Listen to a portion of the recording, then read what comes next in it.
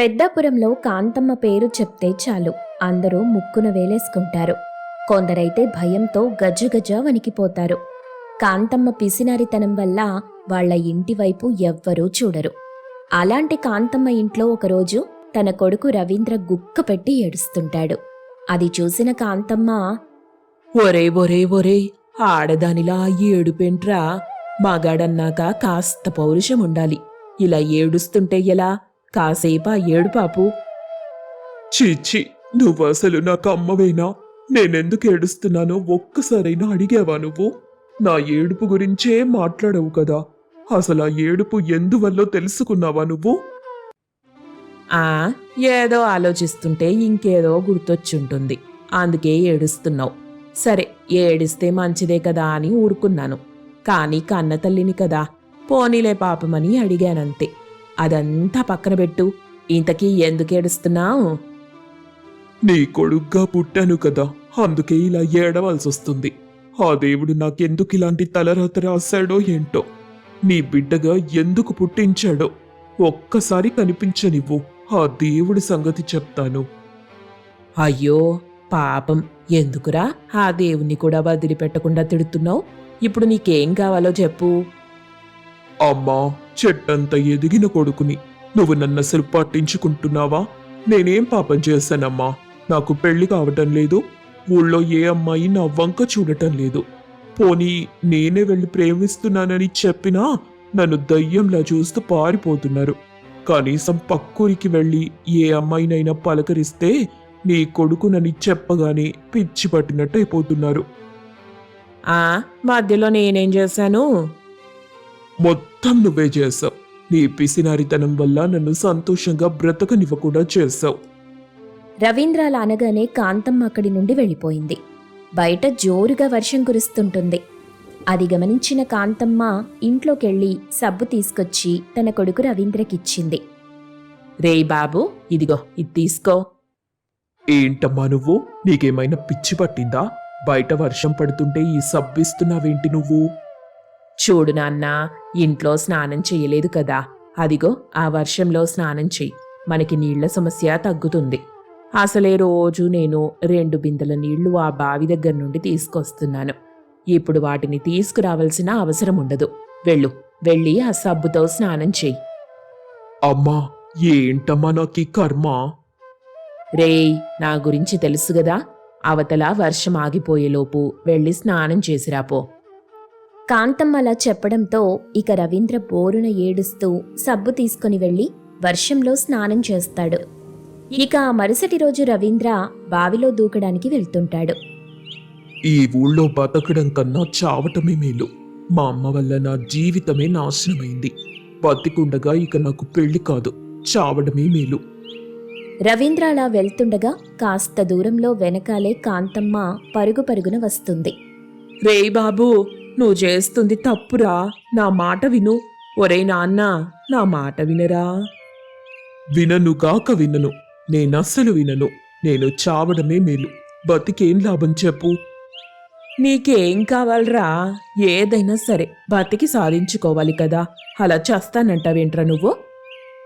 నేను బతకాలంటే ముందు నాకు పెళ్లి చెయ్యి. పెళ్లి చేస్తావా లేక నన్ను చావమంటావా? అంత మాట అనుకు బాబు, నువ్వు నాకు లేక లేక కలిగిన బిడ్డవు. నిన్నెలా పోగొట్టుకుంటాన్రా? నా మాట విను, నీకు పెళ్లి చేస్తాను. అలా కాంతమ్మ అనగానే రవీంద్ర టక్కున ఆగిపోతాడు. ఇక ఆ రోజు పంతుల్ని పిలిపించింది కాంతమ్మ. నమస్కారం కాంతమ్మ గారు, మీరు కోరిన విధంగా ఒక అమ్మాయి ఉందండి. ఆ సంబంధాన్ని ఖాయం చేసేయమంటారా? చూడు పంతులు, నా కోడలు ఎలా ఉండాలో చెప్పానుగా. తక్కువ తినాలి, తక్కువ మాట్లాడాలి, మూగదైతే మరీ మంచిది. ఇకపోతే ఇంటి పనులన్నీ చెయ్యాలి, వంట పనులు రావాలి. కష్టం అంటే కుదరదు. అలాగేనమ్మా, అలాగే. మీరు కోరినట్టుగా ఒక అమ్మాయి ఉంది. పంకజమని చాలా మర్యాదస్తుల కుటుంబంలే. నాకు అదే కావాలి. వెంటనే మాట్లాడు పంతులు. శుభం. ఇక వెళ్ళి ముహూర్తాలు పెట్టించుకొని మరీ వస్తానమ్మా. అలా పంతులు అక్కడి నుండి వెళ్ళిపోతాడు. కాంతమ్మ చెప్పిన కోరికలు విని రవీంద్ర మొహం మాడిపోతుంది. ఇక వారం రోజుల్లోనే రవీంద్రకు పంకజానికి పెళ్లి జరిపిస్తుంది కాంతమ్మ. కొత్త కోడలికి ఇంటి గురించి జాగ్రత్తలు చెప్తుంది. చూడమ్మా, రోజు 2 పూటల మాత్రమే తినాలి. ఇంట్లో ఉన్న సరుకులు సంవత్సరం వరకు వస్తాయి.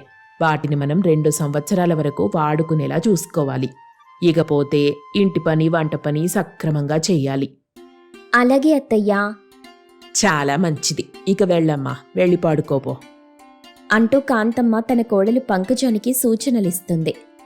అది విన్న పంకజం మౌనంగానే ఉంది. ఇక ఆ రోజు రాత్రి తన అత్త చెప్పినవన్నీ చేస్తుంది. మరుసటి రోజు ఉదయాన్నే కాంతమ్మ బోరున ఏడుస్తుంది.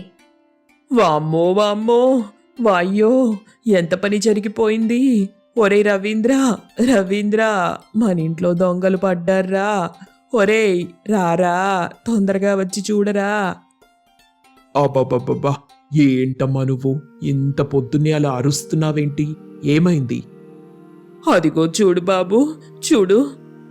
కాంతమ్మలా చెప్పగానే రవీంద్ర వంటగది వైపు చూశాడు. వంటగదిలో తినుబండారాలన్నీ ఖాళీ అయిపోయుంటాయి. చాలా వస్తువులుండవు. ఎవరమ్మా ఇవన్నీ తిన్నది? రాత్రికి రాత్రే ఎవరు చేస్తుంటారు? కోడలు పిల్ల ఏం చేస్తుంది? నేనిలా అరుస్తున్నా ఇంకా రాదేంటి? తను పడుకొనుందమ్మా. పడుకొనుందా? వెళ్ళి తొందరగా తీసుకురాపో. ఆగాగు, నువ్వు వెళ్ళకు, నేనే వెళ్ళి తీసుకొస్తా. అని కోపంగా వెళ్ళింది. అక్కడికి వెళ్లి పంకజాన్ని చూసి షాక్ అయింది. గురక పెట్టి నిద్రపోతున్న పంకజం మొహమంతా తినుబండారాలే. అది చూసి భరించలేకపోయింది కాంతమ్మ. ఒరేయ్ రవీంద్రా!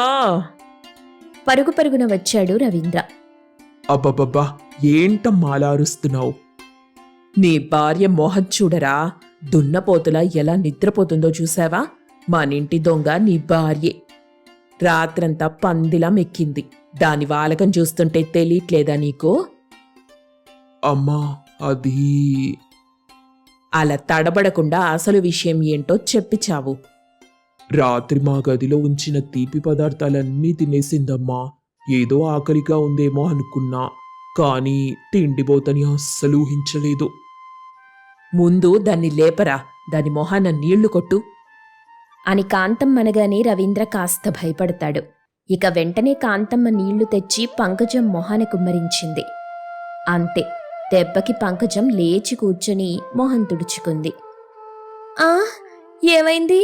గదిలోకి వర్షం వచ్చేసిందేంటి? మేమే దాన్ని తాడుతో కట్టి గదిలోకి తీసుకొచ్చానులే. రాత్రంతా బాగా మెక్కినట్టున్నావు. నేనేం చెప్పాను, నువ్వేం చేశావు? ఈసారి కొదిలేస్తున్నా. మరోసారి ఇలా జరిగితే మాత్రం అస్సలు ఊరుకోను. అసలే నాకు ఈ ఊళ్ళో అందరూ భయపడతారు. కాంతమ్మ అలా కోపంగా తన కోడల్ని తిడుతూ ఉంది. నిద్రమొహంతో ఉన్న పంకజం చాలాసేపు మౌనంగా తన అత్త మాటల్ని వింటుంది. కాని ఆ తరువాత మాత్రం ఒక్కసారిగా భద్రకాళిలా అయిపోతుంది. ఇక చాలా ఆపు. నువ్వేమైనా ఈ ఊరికి రాని అనుకుంటున్నావా? నేనేమైనా ఇంటికి పని మనిషిని అనుకుంటున్నావా? నేను నీకు బానిసను కాను, ఈ ఇంటికొచ్చిన కోడల్ని. ఒరే రవీంద్ర, ఏంట్రా నీ భార్య అలా మాట్లాడుతుంది? దాని నోరు మూయించరా ముందు. ఏంటే నోరు మూయించేది? నా నోరేమైనా నీ కొడుక్కి రాసిచ్చేశారా? నీలాంటి వాళ్లను చాలా మందిని చూశాను. ప్రతి అత్త తన కోడల్ని చెప్పు చేతుల్లో పెట్టుకోవాలని చూస్తుంది. కానీ నేనలాంటి ఆడదాన్ని కాను, గుర్తుపెట్టుకో. ఇదిప్పుడు నీ ఇల్లు మాత్రమే కాదు, నా ఇల్లు కూడా. ఒరే, నీకు నోరుందా పడిపోయిందారా? నీ భార్య అలా వాగుతుంటే చూస్తున్నావు, నోరు తెరిచి మాట్లాడరా. అది అది పంకజం. ఏంటి, మీ అమ్మని వెనకేసుకొస్తారా? ఇప్పుడు మీ ఇద్దరికి భయపడిపోవాలా నేను? ఒక్కరోజుకే ఇన్ని రూపాయలు చూపించేస్తున్నావు కదే, కాస్త కూడా భయం లేదా నీకు? భయపడాల్సిన అవసరం లేదు, బాధపడాల్సిన పని లేదు. ఏవండి, ఇక మీరు మీ అమ్మ మాట వినాల్సిన పని లేదు. వెళ్దాం పదండి అంటూ తన భర్త రవీంద్రని అక్కడి నుండి తీసుకెళ్తుంది. ఇక మరుసటి రోజు నుండి ఆ ఇంటి పరిస్థితి మొత్తం మారిపోతుంది. పంకజం తనకు నచ్చిన వంట చేసుకుని తింటుంది. రోజుకు 3 పూటలా కాదు, 6 పూటలా తినటం మొదలెడుతుంది. సంవత్సరానికి సరిపడా సరుకులు 2 నెలల్లోనే పూర్తి చేస్తుంది. అది చూసి కాంతమ్మ దిగులు పడిపోతుంది. అలా ఒకరోజు కాంతమ్మకి పంతులు గుర్తొచ్చాడు. వెంటనే అతని దగ్గరికి కోపంగా వెళ్తుంది. ఏంటమ్మా ఇలా వచ్చారు? మళ్ళీ ఎవరికైనా పెళ్లి చెయ్యాలా? అవునరా, నీకే పెళ్లి చెయ్యాలి, అందుకే వచ్చాను. నిజం చెప్పరా, చెప్పు. అది తిండిపోతని నాకెందుకు చెప్పలేదు నువ్వు? అమ్మా, పెళ్లి చెయ్యాలంటే 1000 అబద్ధాలు చెప్పాలి. కానీ నేను ఒక్క నిజం దాచి మీ అబ్బాయికి పెళ్లి చేసేసాను. మీకు మంచి చేసిన నన్ను ఇలా చేస్తున్నారేంటమ్మా? అంటే అది తిండిపోతని నీకు కూడా తెలుసన్నమాట. తెలుసమ్మా, ఖచ్చితంగా అలాంటి కోడలు వస్తే మీ అహంకారం, కొవ్వు, మీ పిసినారితనం అన్నీ వదిలిపోతాయి అనుకున్నాను. సరిగ్గా అలాగే జరిగినట్టుంది. అవునరా, అలాగే జరుగుతుంది. ఇంకా ఏం జరుగుతుందో చూడు అంటూ కాంతమ్మ పంతులును చితక్కొట్టుడు కొట్టింది. పంతులు పరారయ్యాడు. వాళ్ళని చూసి ఊరంతా నవ్వుకుంటారు. ఇక ఆ తరువాత పంకజం తిండిపోతుతనాన్ని భరిస్తూ లోపలే కుమిలిపోతూ బ్రతుకుతుంది కాంతమ్మ. మబ్బులు కమ్మిన ఆకాశం వంక చూస్తూ బాధపడుతుంది సీతాలు. ఇక పరుగు పరుగున ఇంటికి వెళ్తుంది. ఇంటికెళ్లగానే దిగులుగా కూర్చొని ఉన్న తన అత్త కాంతమ్మని చూస్తుంది. పక్కనే తన మామ రంగయ్య కూడా ఉంటాడు. అత్తయ్యా, రామ్మ సీతాలు, ఆకాశం వైపు చూసావు కదా, తొందరగా మనం ఇక్కడి నుండి వెళ్ళిపోవాలమ్మా, లేకుంటే చాలా ఇబ్బంది అయిపోతుంది. ఏవండి, మీరేమంటారు? అవునవును, ఎంత తొందరగా అయితే అంత తొందరగా ఇక్కడ నుండి వెళ్ళిపోవాలి. ఈ మొండి గోడలు ఎప్పుడు కూలుతాయో తెలీదు. ఈ ఇంట్లో ఉంటే మన ప్రాణాలు పోవడం తప్ప ఇంకేం జరగదు. వెంటనే అన్నీ సర్దుకోండి. ఒరేయ్ శంకర్, వచ్చి నీ భార్యకి కాస్త సాయం చెయ్యి. ఇప్పటికిప్పుడు మనం ఎక్కడికని వెళ్తాం నాన్న? ఈ జాగ్రత్త ముందు నుండే ఉండాలి కదా. మీరు పెద్దవారు, ముందు నుండి మమ్మల్ని హెచ్చరించుండాలి కదా. ఒరేయ్, బుద్ధిగడ్డి తిని మౌనంగా ఉన్నాంలేరా. ఈ ఇల్లు మీ ముత్తాతల కాలం నుండి వస్తుంది. ఇందులో 6 తరాల వాళ్ళు బ్రతికారు. కానీ ఇప్పుడు ఇది పాడుపడిపోయింది. ఈ ఇంట్లో ఉండటం అంత మంచిది కాదు. కానీ ఈ ఇంటిని వదులుకోలేక అలా మౌనంగా ఉండిపోయాం. కానీ ఇప్పుడు మా గురించి మేము ఆలోచించట్లేదు. నీ గురించి, నీ భార్య పిల్లల గురించే ఆలోచిస్తున్నాం. సరే నాన్న, బాగా చెప్పారు. కానీ ఇప్పుడు మనం ఎక్కడికి వెళ్ళాలో అది కూడా చెప్పండి. ఇంకో ఇంటిని అద్దెకి తీసుకుందామంటే ఇక్కడ ఏ ఇల్లు ఖాళీగా లేదు. ఒరేయ్, అలా గింజుకోకు. మీ నాన్నతో మాట్లాడే పద్ధతి అదేనా? ముందు నువ్వు నీ భార్యకి సాయం చెయ్యి. అమ్మా సీతాలు, ఇంట్లో నీకు కావలసిన వస్తువులన్నీ తీసుకో. పిల్లలు జాగ్రత్త. ముందు ఇంటి నుండి వెళ్దాం పదండి. అలా కాంతమ్మ సీతాలు ఇంట్లో తమకి కావలసిన వస్తువులు తీసుకుని ఆ ఇంటి నుండి బయటకొస్తారు. అలా వస్తూ ఉంటే వాళ్ళకి గుడి కనిపించింది. ఆ గుడిలో తలదాచుకుందామని వెళ్తారు. తమ వస్తువులు గుడి ఆవరణలో పెట్టుకుంటారు. ప్రస్తుతానికి ఇక్కడే ఉందాం. ఏమే, పిల్లల్ని జాగ్రత్తగా చూసుకో. ఇదిగో సీతాలు, ఆకాశంలో మబ్బులెప్పుడూ అలాగే ఉండవు. నువ్వు చూస్తూ ఉండు. ఆ వర్షం అసలు పడనే పడదు. నువ్వే కంగారు పడి అందరినీ ఇలా తీసుకొచ్చేసావు. అలా శంకర్ అంటూ ఉంటే అప్పుడే చినుకులు పడటం మొదలవుతుంది. వర్షం మెల్లమెల్లగా ఎక్కువవుతుంది. ఒరేయ్ బాబూ, ఆ నోటికి కాస్త తాళం వెయ్యరా. ఎప్పుడూ ఏదో ఒకటి వాగుతూనే ఉంటావా? ముందయ్యే పని చూడు. అందరూ తినడానికి ఏదైనా దొరుకుతుందేమో చూడు. ఇక్కడే పొయ్యి పెట్టి వంట చేస్తే సరిపోతుంది. గుడి ప్రాంగణంలో చేసుకోకూడదా ఏంటి? అలా శంకర్ మాట్లాడుతుంటే అక్కడికి కోపంగా పూజారొస్తాడు. శంకర్ మాట్లాడుతున్నది చూసి, ఒరేయ్ దరిద్రుడా, ఈ గుడేమైనా నీ బాబుదా? ఇక్కడ ఏం పనులు చెయ్యాలో, ఏం చెయ్యకూడదో తెలీదా నీకు? ముందు నువ్వు ఇక్కడి నుండి వెళ్ళు. మీరంతా ఇప్పుడే ఇక్కడి నుండి వెళ్ళిపోవాలి. లేకుంటే మిమ్మల్ని రాళ్లతో కొట్టించి మరీ పంపిస్తాను. అయ్యో అలా అనకండి. ఇంత వర్షంలో ఎక్కడికని వెళ్తాం చెప్పండి. పిల్లలు కూడా ఉన్నారు. గతిలేక ఇక్కడికొచ్చాం.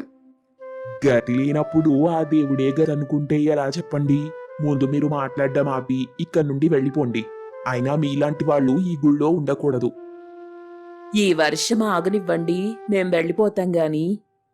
ఇక చాలు, మీరు వినేలా లేరు. ఇప్పుడే మిమ్మల్ని గెంటించేస్తాను. ఒరేయ్ బంటూ, ఒరేయ్ బంటూ, చెప్పండి అయ్యా. వీళ్ళని ఈ గుడి ఆవరణ నుండి బయటకు గెంటి. ఎవ్వరినీ లెక్క చెయ్యొద్దు. ఆడవాళ్లనే జాలి కూడా చూపకు. వాళ్ళని గెంటే ముందు. అలా పూజారి చెప్తుంటే ఆ బంటుగాడు వెళ్లి సీతాలు కాంతమ్మతో పాటు అందర్నీ గుడి నుండి గెంటేశాడు. వర్షంలో తడుస్తూనే ఆ కుటుంబం మొత్తం ఓ చెట్టు కిందకి చేరారు. చీచి, మనకేంటి బతుకు? లక్షణంగా ఇల్లుంది కదా. చచ్చినా బతికినా ఇంట్లోనే ఉండుంటే సరిపోయేది. ఇప్పుడు ఇక్కడికొచ్చి ఎన్ని అవమానాలు భరించామో చూడండి. రేయ్, నువ్వు ఆవేశంగా ఆలోచించకు. కాస్త ప్రశాంతంగా ఉండు. మనసుంటే మార్గం దొరుకుతుంది. మీరెప్పుడూ ఇంతే నాన్న. మనసు అంటారు, మార్గం అంటారు, మతిపోయే మాటలే మాట్లాడతారు. ఇలాంటి అవమానాలు పడటం కన్నా ఆ పాడుపడ్డ గుహలోకెళ్ళి ఆ సింహానికి బలవటం ఎంతో మంచిదనిపిస్తుంది. శంకర్ అలా అనగానే సీతాలకు ఒక చక్కని ఆలోచన వస్తుంది. ఆ పాడుపడ్డ గుహలోకి తన కుటుంబాన్ని తీసుకెళ్లాలనుకుంటుంది. అత్తయ్య, మావయ్య, నాకిప్పుడే ఒక ఆలోచన వచ్చింది. మనం ఆ గుహలోకి వెళ్లి బ్రతికితే ఎలా ఉంటుంది? వామ్మో, అక్కడికా? అక్కడ సింహం ఉందమ్మా. అక్కడికి వెళ్తే చావు తప్పదు. ఇప్పటి వరకు అక్కడికి ఎవ్వరూ వెళ్ళలేదు. నువ్వు ఆ సాహసం చెయ్యకు. ఒకవేళ నేనెళ్ళి అక్కడ చూసొస్తే మీరు కూడా నాతో పాటు వస్తారా? ఏంటమ్మా నువ్వనేది? అలా చేయటం వల్ల మనకే సమస్య కదా.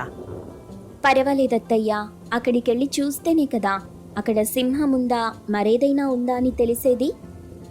అయ్యో, నేను చెప్పే మాట వినమ్మా. ఎందుకమ్మా అలా ఆపుతావు? తను వెళ్తానంటుంది కదా. ఇలా ఆడవాళ్ళని ఆపబట్టే వాళ్ళేదీ సాధించలేకపోతున్నారు. ఆడవాళ్లకు ఆడవాళ్లే శత్రువులనేది ఇందుకే. నా భార్య ధైర్యంగా వెళ్తానంటుంది కదా, వెళ్ళనివ్వు. ఇక చాలా ఆపండి. వెళ్తే అందరం కలిసే వెళ్దాం. చస్తే అందరం చద్దాం. ఏ పని చేసినా అందరం కలిసే చెయ్యాలి. మీ అమ్మ చెప్పేది నిజమేరా. అందరం కలిసి చేద్దాం. చస్తే ఒకటిగానే చచ్చిపోదాం. అలా ఆ కుటుంబం మొత్తం నిర్ణయం తీసుకుని పాడుబడ్డ గుహ వద్దకి వెళ్లారు. ఒక్కొక్కరు ఆ గుహలోకి వెళ్లి చూశారు. అక్కడ ఏ సింహము లేదు, ఏ జంతువు లేదు. ఆ ప్రాంతం మొత్తం చాలా ప్రశాంతంగా అనిపిస్తుంది. ఈ ప్రదేశం ఎంత బాగుందో. చాలా ప్రశాంతమైన జీవితం గడపొచ్చు ఇక్కడ. ఇన్నాళ్ళు ఆ సింహముందని చెప్పి అందరినీ భయపెట్టారు. ఇక్కడ ఏ సింహము లేదు. ఇక్కడ హాయిగా బతకొచ్చండి. ముందైతే ఆ గుహ కిందకెళ్దాం. వర్షం పడుతుంది కదా, ఇక్కడే ఉంటే తడిచిపోతాం. అలా అందరూ చేరి ఆ గుహ కిందకి వెళ్లారు. ఆ గుహలోనే ఒకవైపు పొయ్యి పెట్టి అన్నం వండటం మొదలెట్టింది సీతాలు. చూసావా అమ్మా, నీ కోడలు చెప్పిన మాట వినకుండా ఉండుంటే మనం ఇంత మంచి ప్రదేశాన్ని చూడకుండా ఉండేవాళ్ళం. అందుకే అందరూ అంటారు ఇల్లాలు మాట వినాలని. నిజమే బాబు, ఇంటికి దైవం ఇల్లాలు. కట్టుకున్న దాని మాట విని చెడిపోయిన భర్త ఎవరూ లేరు. మంచి విషయమే కదా. అత్తయ్య, మీరు మరీ నన్ను పొగిడేస్తున్నారు. ఓవైపు మీరంతా ఆనందిస్తుంటే మరోవైపు నాకు చెమటలు పట్టేస్తున్నాయి. ఒకవేళ రాత్రికి ఆ సింహం ఇక్కడికి వస్తేను? అరే, మళ్ళీ మరో తలనొప్పి. కాసేపు కూడా అందరినీ ప్రశాంతంగా ఉండనివ్వవు కదా. ఆడది ముందు పుట్టి అనుమానం తర్వాత పుట్టిందంట. అలా ఉంది నువ్వు చెప్పేది. ఇది అక్షరాల సత్యమని నాకిప్పుడే అర్థమైంది. ఇప్పుడు చూడు, నీ వల్ల మళ్ళీ మేమంతా భయపడుతూ ఉండాలి. ఒరేయ్, కోడల్ని అలా అంటావేంట్రా? తను చెప్పేది కూడా నిజమే కదా. ఇప్పుడేం చేద్దామమ్మా? ముందైతే మీరెళ్ళి ఆ గుహలోని మనముండడానికి చిన్న చిన్న గదులు ఏర్పాటు చెయ్యండి. నీళ్లు నిల్వ చేయడానికి మరొకటి ఏర్పాటు చెయ్యాలి. రాత్రి వరకు చూద్దాం ఏం జరుగుతుందో సరే అయితే, నువ్వు చెప్పిందే చేస్తానులే అంటూ శంకర్ వెళ్లి గుహలో 2-3 గదులు ఏర్పాటు చేశాడు. ఇక భోజనమయ్యాక అందరూ కూర్చొని తింటారు. ఆ రోజు రాత్రి ఆ గుహలో అక్కడక్కడ మంటలు వెలిగిస్తాడు శంకర్. ఇక చిరాకు పడుతూ, ఏంటో మనం ఆది మానవుల కాలంలోకి వెళ్ళినట్టుంది. ఇవాళ బియ్యం తెచ్చావు కాబట్టి అన్నం తిన్నాం. అవి కూడా అయిపోతే ఇక మనం జంతువుల్ని వేటాడి తినాల్సిందే. అలా చెయ్యాల్సిన పని లేదండి. నేను కొన్ని విత్తనాలు తీసుకొచ్చాను. వాటిని గుహలోనే పండిద్దాం. ఏంటి, గుహలో వ్యవసాయం చెయ్యాలా? భలే చెప్తావు సీతాలు. ఒరేయ్, కోడలు చెప్పిన దాంట్లో తప్పేముంది చెప్పు. సరే, ముందైతే ఈ రాత్రి గడవనివ్వండి. మనం ఉంటామో చస్తామో అనేది రాత్రి గడిస్తే గాని చెప్పలేం కదా. ఆ సింహం వచ్చి మనల్ని చూసి తృప్తిగా తిని వెళ్తుంది. మనం దానికి ఆహారం అయిపోతాం. అది ఈ రాత్రికే జరగబోతుంది. ఒరేయ్, అలా అపశకునపు మాటలు మాట్లాడకు. నీ బ్రతుకంతా ఇంతే కదా. ఎప్పుడూ ఏదో ఒక మాట అంటూనే ఉంటావు, నీ అమ్మలాగా. మధ్యలో నన్ను లాక్కండి. అలా వాళ్ళు మాట్లాడుతుంటే జోరుగా వర్షం కురుస్తుంది. చల్లని వర్షానికి గుహలో వెచ్చగా నిద్రపోతుంది ఆ కుటుంబం. మరుసటి రోజు ఉదయం లేచి ఒకరినొకరు చూసుకుని సంతోషిస్తారు. శంకర్ అయితే గంతులేసినంత పని చేస్తాడు. సీతాలు, మనం బతికున్నామే, అంటే ఇక్కడ సింహం లేదు, ఏం లేదు. నేను ముందే చెప్పాను కదండి, నాకు తెలుసు ఇక్కడేముండదని. ఇకపై మనం ఇక్కడే హాయిగా బతికేయొచ్చు. అవునవును, వర్షం కూడా తగ్గిపోయింది కదా, ఇక ఇక్కడే ఉండి కొన్నాళ్ల పాటు బతుకుదాం. వర్షానికి మన ఇల్లు కూలిపోయి ఉంటుంది. నేనెళ్ళి దాన్ని బాగు చేసే పనిలో ఉంటాను. నాన్న, ఈసారి మన ఇంటిని దృఢంగా కట్టుకోవాలి. అలా అయితేనే మనం బావుంటాం. అయితే ఈ గుహలోని మట్టినే తీసుకెళ్లి మనం ఇల్లు కట్టుకుందాం. అరే, నా భార్య బంగారం. తన నోటి నుండి అన్నీ ఇలాంటివే వస్తుంటాయి. ఇక ఆలస్యం ఎందుకు? ఈ గుహలోని మట్టితోనే మన ఇంటి పని మొదలెడదాం. అలా సీతాలు కుటుంబం ఆ గుహలోనే ఉంటూ ఆ గుహలోని మట్టితోనే కూలిపోయిన తమ ఇంటిని కట్టుకోవటం మొదలెడుతుంది. అలా కొన్నాళ్లకు తమ కొత్త ఇల్లు సిద్ధమవుతుంది. కొత్త ఇల్లైతే సిద్ధమైంది, కానీ ఈ గుహని మాత్రం వదలలేకపోతున్నామే. అయితే ఇక్కడే ఉందాం. మనకెప్పుడు వెళ్ళాలనిపిస్తే అప్పుడే వెళ్దాంలే. అలా తాము కట్టుకున్న కొత్త ఇల్లు ఉన్నా కూడా ఆ గుహలోనే ఉంటూ అక్కడే ఆకుకూరలు పండిస్తూ జీవిస్తుంటారు సీతాలు కుటుంబం. హాయిగా బ్రతుకుతున్న తమ కుటుంబాన్ని చూసి సీతాలుకి అప్పుడు చాలా ధైర్యం వస్తుంది. తమకి మరో జీవితాన్ని ప్రసాదించిన ప్రకృతికి, ఆ గుహకు మనసారా చేతులెత్తి మొక్కింది సీతాలు.